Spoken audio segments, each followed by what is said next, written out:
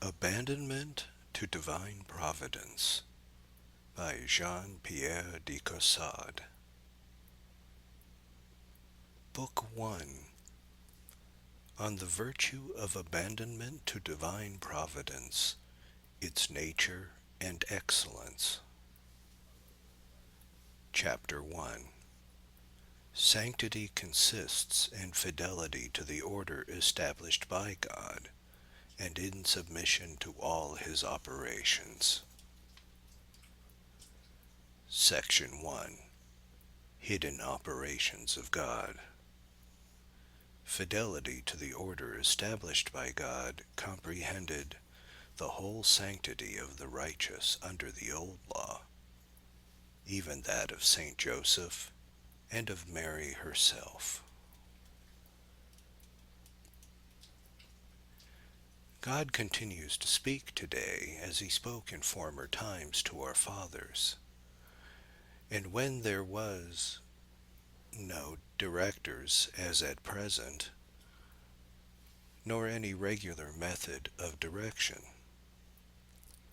then all spirituality was comprised in fidelity to the designs of God, for there was no regular system of guidance in the spiritual life to explain it in detail, nor so many instructions, precepts, and examples as there are now.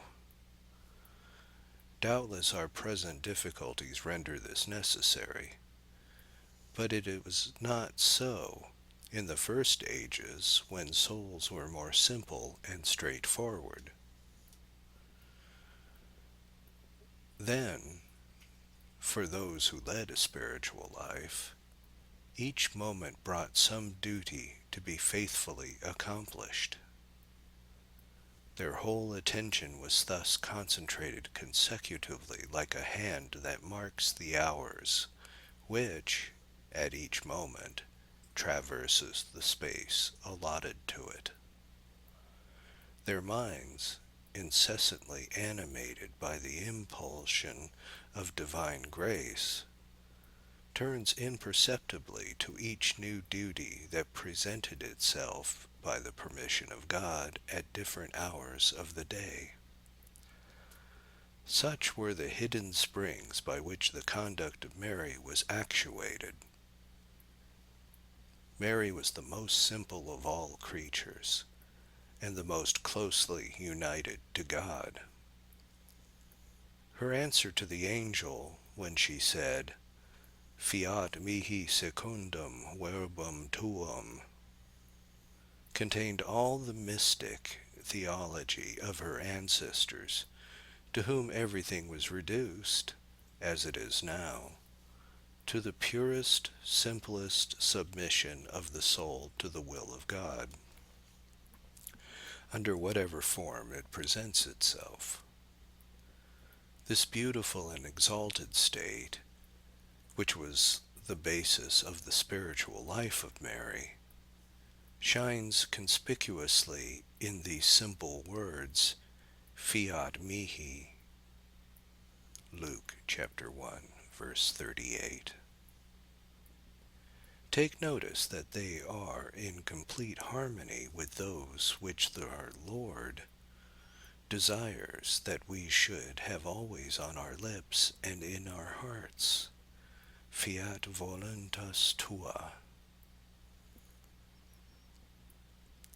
It is true that what was required of Mary at this great moment was for her very great glory. But the magnificence of this glory would have made no impression on her if she had not seen in it the fulfillment of the will of God.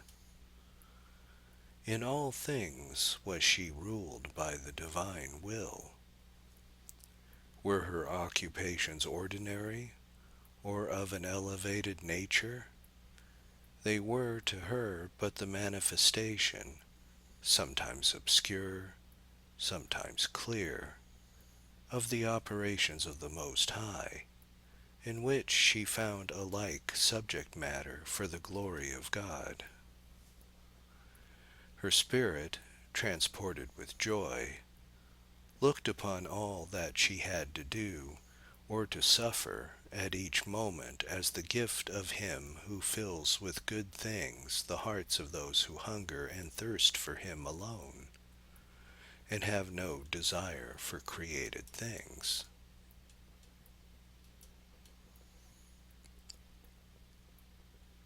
Section 2.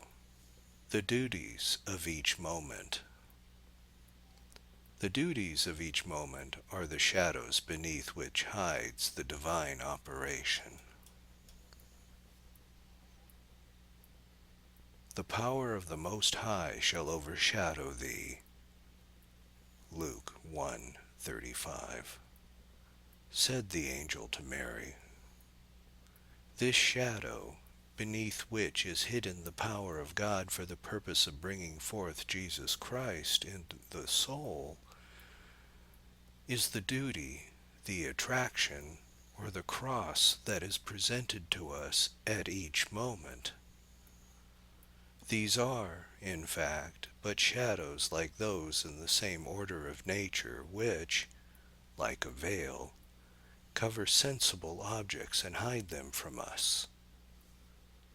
Therefore, in the moral or supernatural order, the duties of each moment conceal, under the semblance of dark shadows, the truth of their divine character, which alone should rivet the attention. It was in this light that Mary beheld them. Also these shadows diffused over her faculties, far from creating illusion, but did increase her faith in him who is unchanging and unchangeable. The archangel may depart. He has delivered his message, and his moment has passed. Mary advances without ceasing, and is already far beyond him. The Holy Spirit, who comes to take possession of her under the shadow of the angel's words, will never abandon her.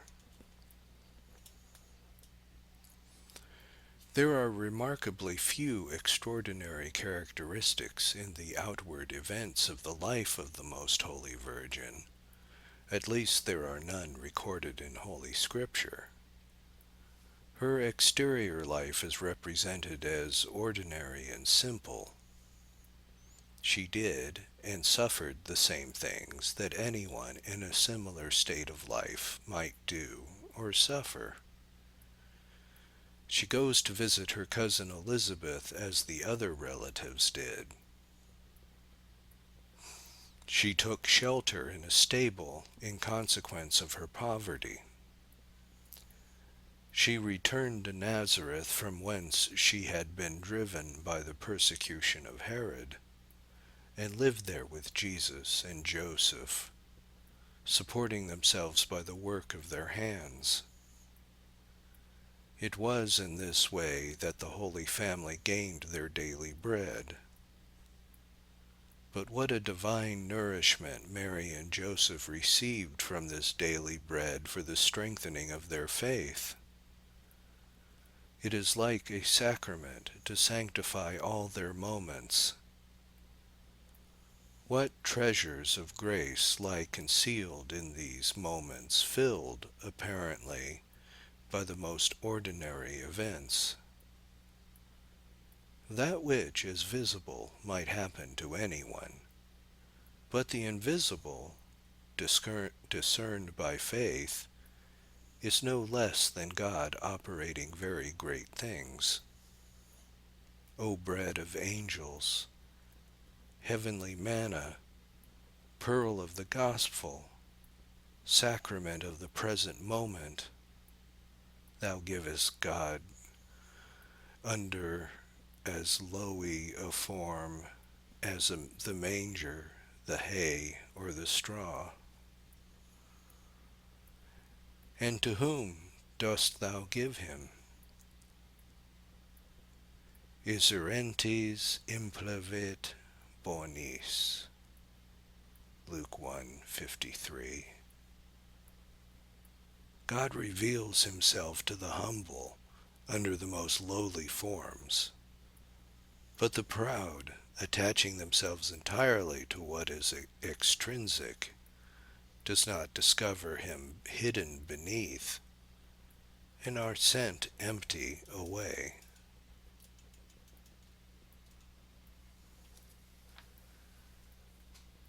Section 3. The work of our sanctification. How much more easily sanctity appears when regarded from this point of view. If the work of our sanctification presents, apparently, the most insurmountable difficulties, it is because we do not know how to form a just idea of it. In reality, sanctity can be reduced to one single practice: fidelity to the duties appointed by God. Now this fidelity is equally within each one's power, whether in its active practice or passive exercise. The active practice of fidelity consists in accomplishing the duties which devolve upon us, whether imposed by the general laws of God and of the Church, or by a particular state that we may have embraced. Its passive exercise consists in the loving acceptance of all that God sends at each moment. Are either of these practices of sanctity above our strength? Certainly not the active fidelity, since the duties it imposes cease to be duties when we have no longer the power to fulfill them. If the state of your health does not permit you to go to Mass, you are not obliged to go. The same rule holds good for all precepts laid down. That is to say, for all those which prescribe certain duties. Only those which forbid things evil in themselves are absolute, because it is never allowable to commit sin. Can there, then, be anything more reasonable? What excuses can be made? Yet this is all that God requires of the soul for the work of its sanctification. He extracts from both high and low, from the strong and the weak, in a word, from all, everywhere, and always. It is true, then, that he requires on our part only simple and easy things, since it is only necessary to employ this simple method to attain to an eminent degree of sanctity. If, over and above the commandments, he shows us the counsels as a more perfect aim, he always takes care to suit the practice of them to our position and character. He bestows on us, as the principal sign of our vocation to follow them, the attractions of grace which make them easy. He never impels anyone beyond his strength, nor in any way above his aptitude. Again, what could be more just? All you who strive after perfection and who are tempted to discouragement at the remembrance of what you had read in the lives of the saints, and of what certain pious books prescribe, O you who are appalled by the terrible ideas of perfection that you have formed for yourselves, it is for your consolation that God has willed me to write this. Learn that of which you seem to be ignorant. This God of all goodness has made those things easy which are common and necessary in the order of nature, such as breathing, eating, and sleeping. No less necessary in the supernatural order are love and fidelity. Therefore it must needs be that the difficulty of acquiring them is by no means so great as is generally represented. Review your life. It is not composed of innumerable actions of very little importance. Well, God is quite satisfied with these. They are the share that the soul must take in the work of its perfection. This is so clearly explained in Holy Scripture that there can be no doubt about it. Fear God and keep the commandments. This is the whole duty of man. Ecclesiastes 12:13.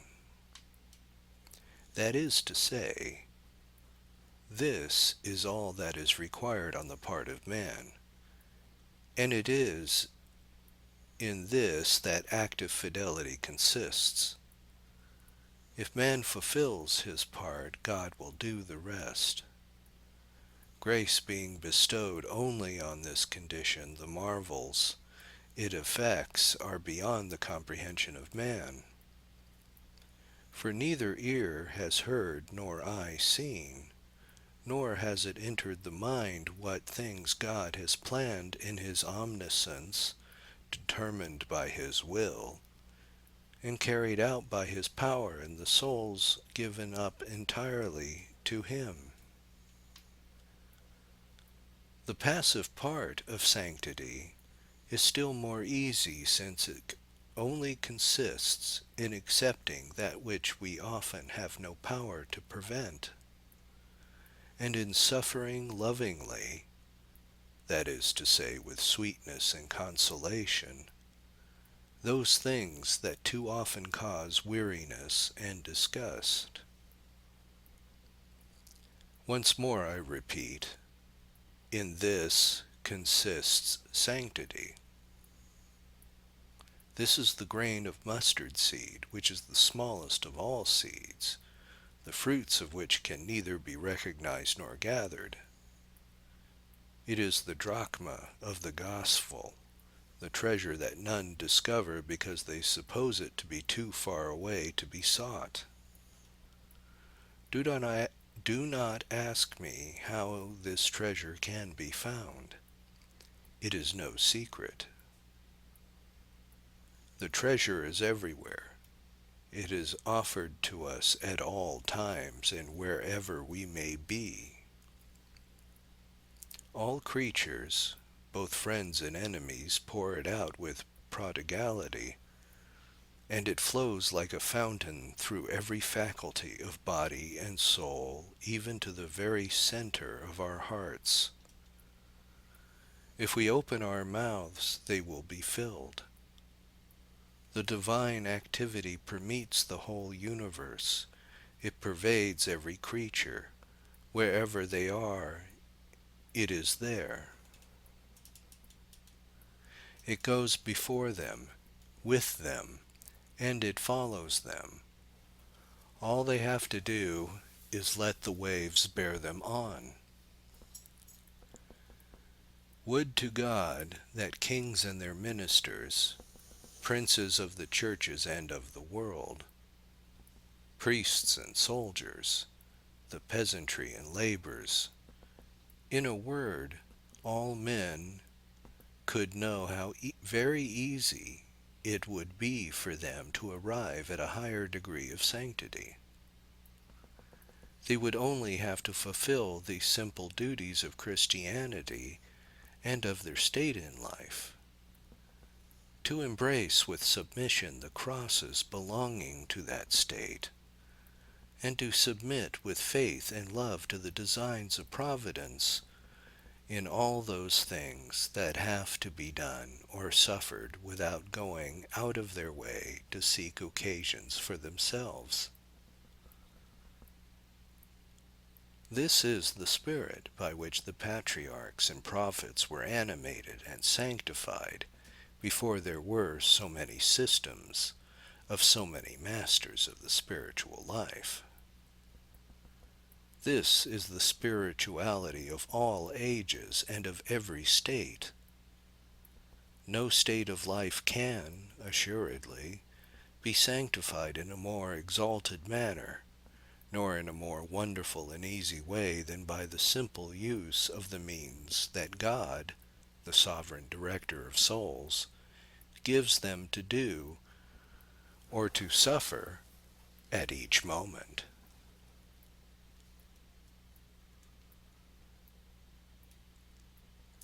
Section 4. In what perfections consist? Perfection consists in doing the will of God, not in understanding his designs.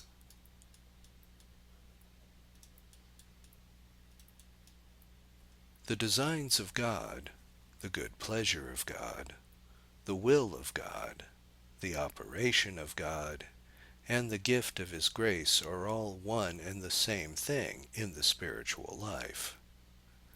It is God working in the soul to make it like unto himself. Perfection is either more or less than the faithful cooperation of the soul with this work of God, and is begun, grows, and is consummated in the soul unperceived and in secret. The science of theology is full of theories and explanations of the wonders of this state in each soul according to its capacity. One may be conversant with all these speculations, speak and write about them admirably, instruct others and guide souls. Yet if these theories are only in the mind, one is, compared with those who, without any knowledge of these theories, receive the meaning of the designs of God and do his holy will, like a sick physician compared to simple people in perfect health. The designs of God and his divine will, accepted by a faithful soul with simplicity, produces this divine state in it without its knowledge, just as a medicine taken obediently will produce health, although the sick person neither knows nor wishes to know anything about the medicine. As fire gives out heat, and not philosophical discussions about it, nor knowledge of its effects, so the divine designs of God and his holy will work in the soul for its sanctification, and not speculations of curiosity as to this principle and this state. When one is thirsty, one quenches one thirst by drinking, not by reading books which treat this condition. The desire to know does but increase this thirst. Therefore, when one thirsts after sanctity, the desire to know about it only drives it further away. Speculation must be laid aside, and everything arranged by God as regards actions and sufferings must be accepted with simplicity. For those things that happen at each moment by the divine command or permission are always the most holy, the best, and the most divine for us. Section 5. The divine influence alone can sanctify us. No reading, nor any other exercise can sanctify us except in so far as they are channels of the divine influence.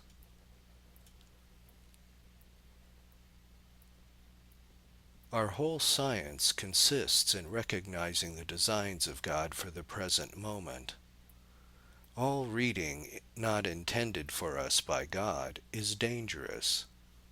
It is by doing the will of God and obeying his holy inspirations that we obtain grace, that this grace works in our hearts through our reading or any other employment. Apart from God, reading is empty and vain, being deprived for us of the life-giving power of the action of God, only succeeds in emptying the heart by the very fullness it gives to the mind. This divine will, working in the soul of a simple, ignorant girl by means of suffering and actions of a very ordinary nature, produces a state of supernatural life without the mind being filled with self-exalting ideas. Whereas the proud man who studies spiritual books merely out of curiosity receives no more than the dead letter into his mind, and the will of God having no connection with his reading, his heart becomes ever harder and more withered.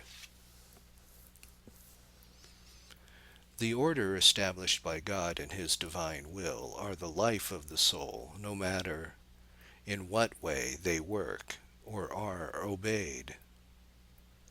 Whatever connection the divine will has with the mind, it nourishes the soul and continually enlarges it by giving it what is best for it at every moment. It is neither one thing nor another which produces these happy effects, but what God has willed for each moment. What was best for the moment that is past is so no longer because it is no longer the will of God, which, becoming apparent through other circumstances, brings to light the duty of the present moment.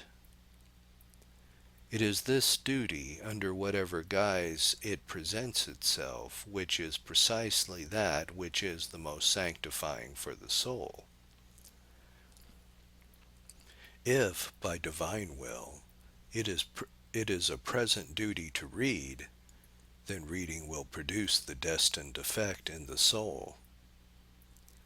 If it is the divine will that reading be relinquished for contemplation, then this will perform the work of God in the soul, and reading would have become useless and prejudicial. Should the divine will withdraw the soul from contemplation for the bearing of confessions, etc., and that even for some considerable time, this duty becomes the means of uniting the soul with Jesus Christ, and all the sweetness of contemplation would only serve to destroy this union.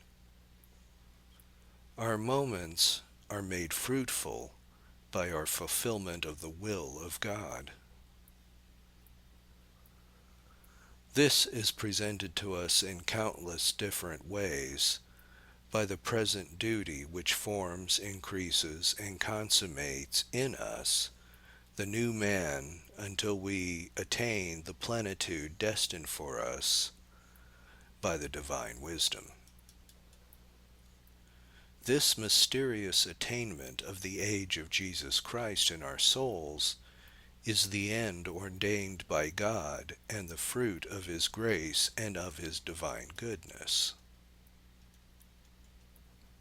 This fruit, as we have already said, is produced, nourished, and increased by the performance of those duties which become successively present, and which are made fruitful by the same divine will.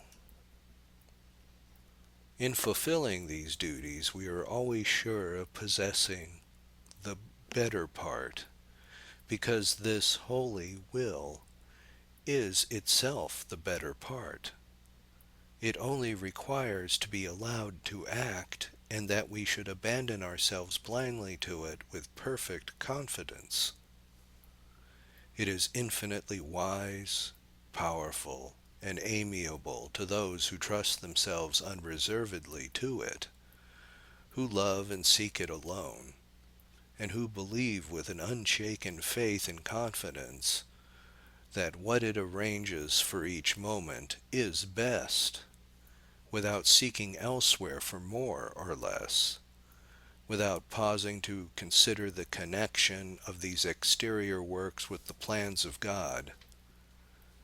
This would be the refinement of self-love. Nothing is essential, real, or of any value unless ordained by God, who arranges all things and makes them useful to the soul. Apart from this divine will, all is hollow, empty, null. There is nothing but falsehood, vanity, nothingness, death. The will of God is the salvation, health, and life of body and soul, no matter to what subject it is applied. One must not, therefore, scrutinize too closely the suitability of things to mind or body, in order to form a judgment of their value, because this is of little importance.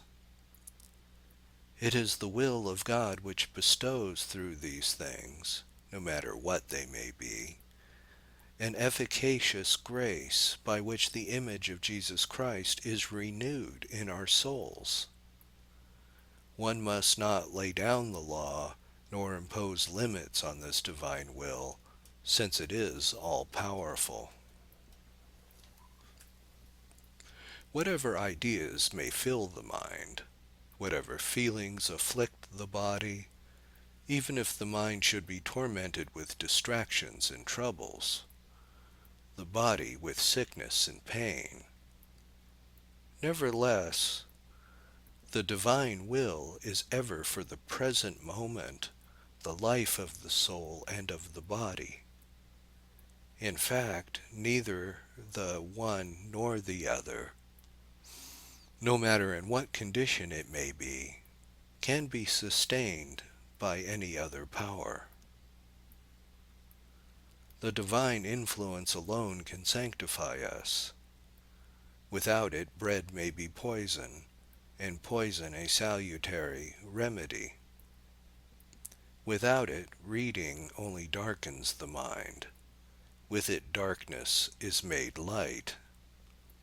It is everything that is good and true in all things, and in all things it unites us to God,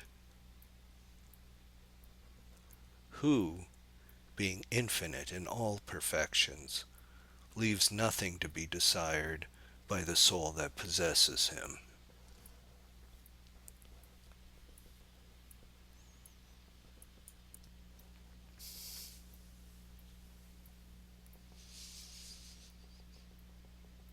Section 6. On the use of mental faculties. The exercise of mental and other faculties is only useful when instrumental of the divine action. The mind, with all the consequences of its activity, might take the foremost rank among the tools employed by God, but has to be deputed to the lowest as a dangerous slave. It might be of great service if made use of in the right manner, but is a danger if not kept in subjection. When the soul longs for outward help, it is made to understand that the divine action is sufficient for it. When without reason it would disclaim this outward help, the divine action shows it that such help would be received and adapted with simplicity in obedience to the order established by God, that we should use it as a tool, not for its own sake, but as though we used it not, and when deprived of all help, as though we wanted nothing. The divine action, although of infinite power, can only take full possession of the soul insofar as it is void of all confidence in its own action. For this confidence, being founded on a false idea of its own capacity, excludes the divine action. This is the obstacle most likely to arrest it, being in the soul itself. For, as regards obstacles that are exterior, God can change them, if he so pleases, into means for making progress. All is alike to him, equally useful, equally useless. Without the divine action all things are as nothing, and with it the veriest nothing can be turned to account. Whether it be meditation, contemplation, vocal prayer, interior silence, or the active use of any of the faculties, either sensible and distinct, or almost imperceptible, quiet retreat or active employment, whatever it may be in itself, even if very desirable, that which God wills for the present moment is best, and all else must be regarded by the soul as being nothing at all. Thus, beholding God in all things, it must take or leave them all as he pleases, and neither desire to live, nor to improve, nor to hope, except as he ordains, and never by the help of things which have neither power nor virtue except from him. It ought, at every moment and on all occasions, to say with St. Paul, Lord, what wilt thou have me to do? Acts 9:6. Without choosing this thing or that, but whatsoever you will. The mind prefers one thing, the body another. But Lord, I desire nothing but to accomplish your holy will. Work, contemplation, or prayer, whether vocal or mental, active or passive, the prayer of faith or of understanding, that which is distinguished in kind or gifted with universal grace, it is all nothing, Lord, unless made real and useful by your will. It is to your holy will that I devote myself, and not to any of these things, however high and sublime they may be, because it is the perfection of the heart for which grace is given, not that for the mind. The presence of God which sanctifies our souls is the dwelling of the Holy Trinity in the depths of our hearts, when they submit to his holy will. The act of the presence of God made in contemplation affects this intimate union only like other acts that are according to the order of God. There is, therefore, nothing unlawful in the love and esteem we have for contemplation and other pious exercises. If this love and esteem are directed entirely to the God of all goodness, who willingly makes use of these means to unite our souls to himself. In entertaining the suite of a prince, one entertains the prince himself, and he would consider any discourtesy shown to his officers under pretense of wishing for him alone as an insult to himself.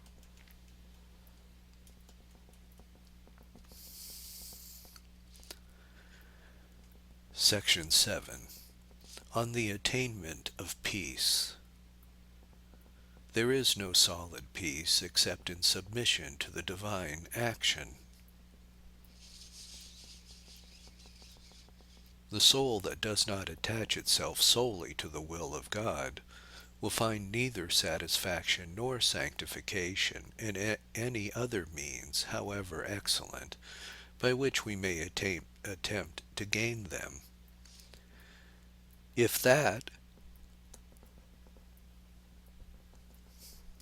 which God himself chooses for you does not content you, From whom do you expect to obtain what you desire?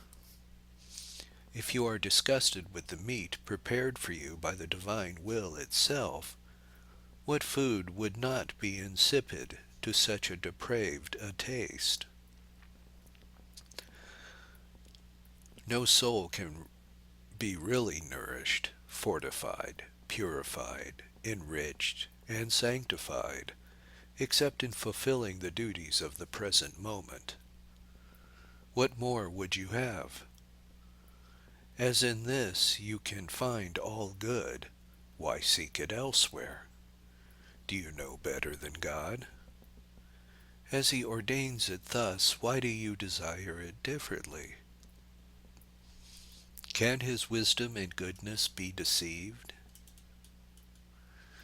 When you find something to be in accordance with his divine wisdom and goodness, ought you not to conclude that it must needs be excellent? Do you imagine you will find peace in resisting the Almighty? Is it not, on the contrary, this resistance, which we too often continue without owning it, even to ourselves, which is the cause of all our troubles? It is only just, therefore, that the soul that is dissatisfied with the divine action for each present moment should be punished by being unable to find happiness in anything else. If books, the examples of the saints, and spiritual conversations deprive the soul of peace, if they fill the mind without satisfying it, it is a sign that one has strayed from the path of pure abandonment to the divine action, and that one is only seeking to please oneself. To be employed in this way is to prevent God from finding an entrance. All this must be got rid of, being an obstacle to grace. But if the divine will ordains the use of these things, the soul may receive them like the rest, that is to say, as the means ordained by God, when it accepts simply to use, and leave afterwards, when their moment has passed, for the duties of the moment that follows. There is, in fact, nothing really good that does not emanate from the ordinance of God, and nothing, however good in itself, can be better adapted for the sanctification of the soul and the attainment of peace.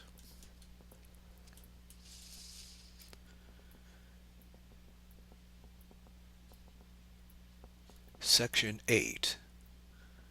To estimate degrees of excellence. The perfection of souls and the degree of excellence to which they have attained can be gauged by their fidelity to the order established by God.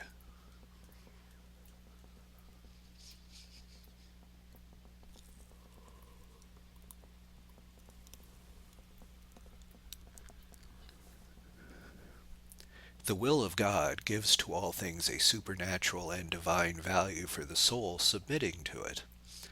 The duties it imposes, and those it contains, with all the matters over which it is diffused, become holy and perfect, because being unlimited in power, everything it touches shares its divine character. But in order not to stray either to the right or to the left, the soul should only attend to those inspirations which it believes that it has received from God. By the fact that these inspirations do not withdraw it from the duties of its state, those duties are the most clear manifestation of the will of God, and nothing should take their place. In them there is nothing to fear, nothing to exclude, nor anything to be chosen. The time occupied in the fulfillment of these duties is very precious and very salutary for the soul, by the indubitable fact that it is spent in accomplishing this holy will. The entire virtue of all that is called holy is in its approximation to this order established by God. There is nothing that should be rejected, nothing sought after, but everything accepted that is ordained, and nothing attempted contrary to the will of God.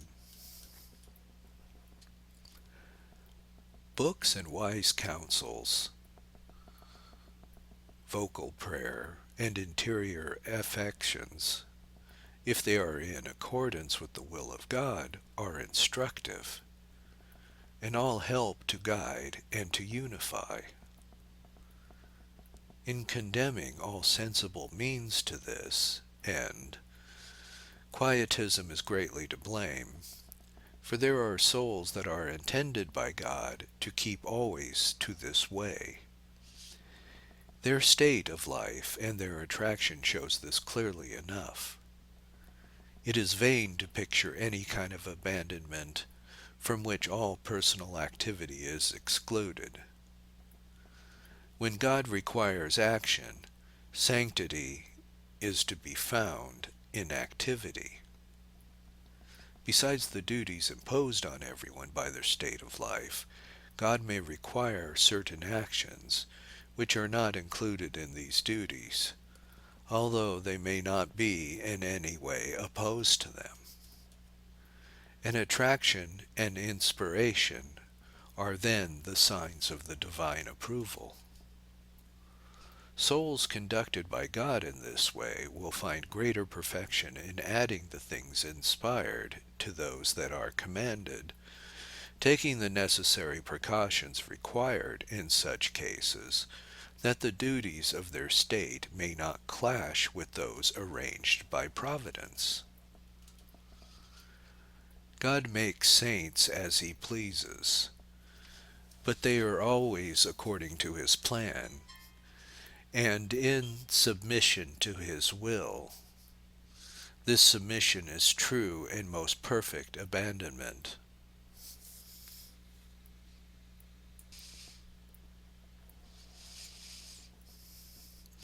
Duties imposed by the state of life and by divine providence are common to all the saints, and are what God arranges for all in general.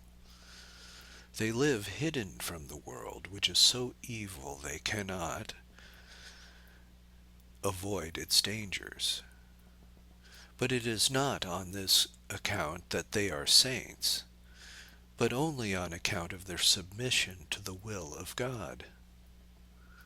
The more absolute this submission becomes, the higher becomes their sanctity.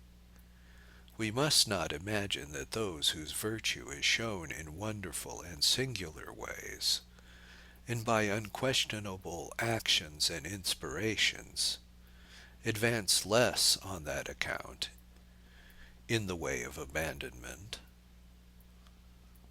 From the moment that these acts become duties by the will of God, then to be content only to fulfill the duties of a state of life, or the ordinary inspirations of providence, would be to resist God, whose holy will would no longer retain the mastery of the passing moments, and to cease practicing the virtue of abandonment.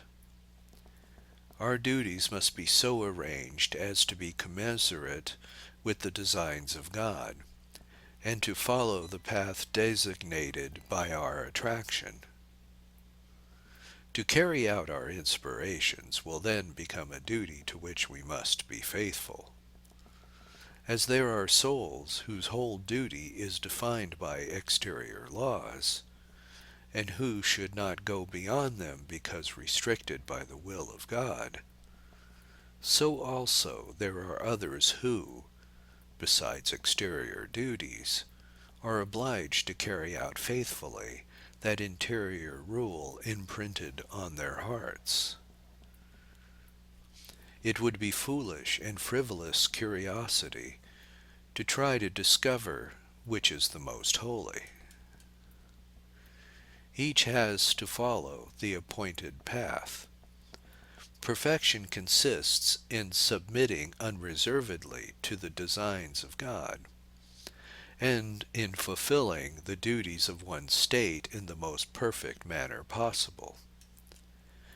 To compare the different states as they are in themselves can do nothing to improve us, since it is neither in the amount of work nor in the sort of duties given to us that perfection is to be found.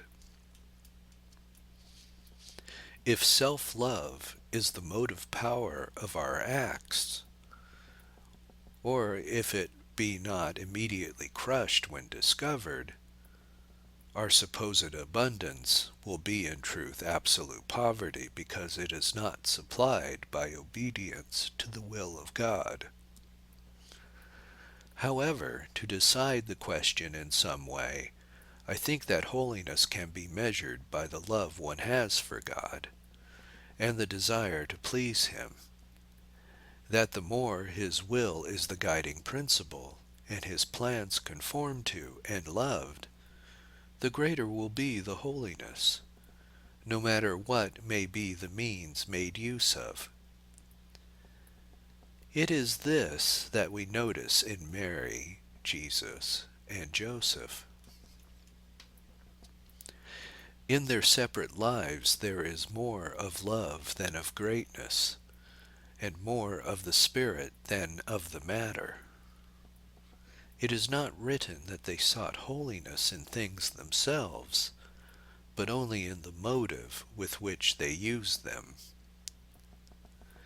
It must therefore be concluded that one way is not more perfect than another, but that most perfect is that which is most closely in conformity with the order established by God, whether by the accomplishment of exterior duties or by interior dispositions.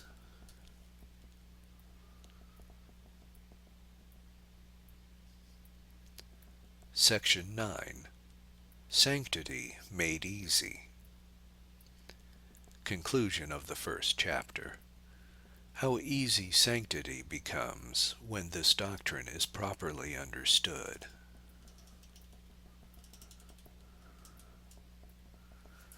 I believe that if the souls that tend toward sanctity were instructed as to the conduct they ought to follow, they would be spared a good deal of trouble. I speak as much of people in the world as any other. If they could realize the merit concealed in the actions of each moment of the day, I mean in each of the daily duties of their state of life, and if they could be persuaded that sanctity is founded on that to which they give no heed as being altogether irrelevant, they would indeed be happy. If, besides, they understood that to attain the utmost height of perfection, the safest and surest way is to accept the crosses sent to them by Providence at every moment, that the true philosopher's stone is submission to the will of God, which changes into divine gold all their occupations, troubles, and sufferings. What consolation would be theirs? What courage would they not derive from the thought that to acquire the friendship of God, and to arrive at eternal glory, they had but to do what they were doing, but to suffer what they were suffering, and that what they wasted and counted as nothing would suffice to enable them to arrive at eminent sanctity. Far more so than extraordinary states and wonderful works. O my God, how much I long to be the missionary of your holy will, and to teach all men that there is nothing more easy, more attainable, more within reach, and in the power of everyone than sanctity. How I wish that I could make them understand that just as the good and the bad thief had the same things to do and to suffer, so also two persons, one of whom is worldly and the other leading an interior and holy spiritual life, have, neither of them, anything different to do or to suffer, but that one is sanctified and attains eternal happiness by submission to your holy will in those very things by which the other is damned because he does them to please himself, or endures them with reluctance and rebellion. This proves that it is only the heart that is different. Oh, all you that read this, it will cost you no more than to do what you are doing, to suffer what you are suffering. Only act and suffer in a holy manner. It is the heart that must be changed. When I say heart, I mean will. Sanctity, then, consists in willing all that God wills for us. Yes, sanctity of heart is a simple fiat, a conformity of will with the will of God. What could be more easy, and who could refuse to love a will so kind and so good? Let us love it then, and this love alone will make everything in us divine.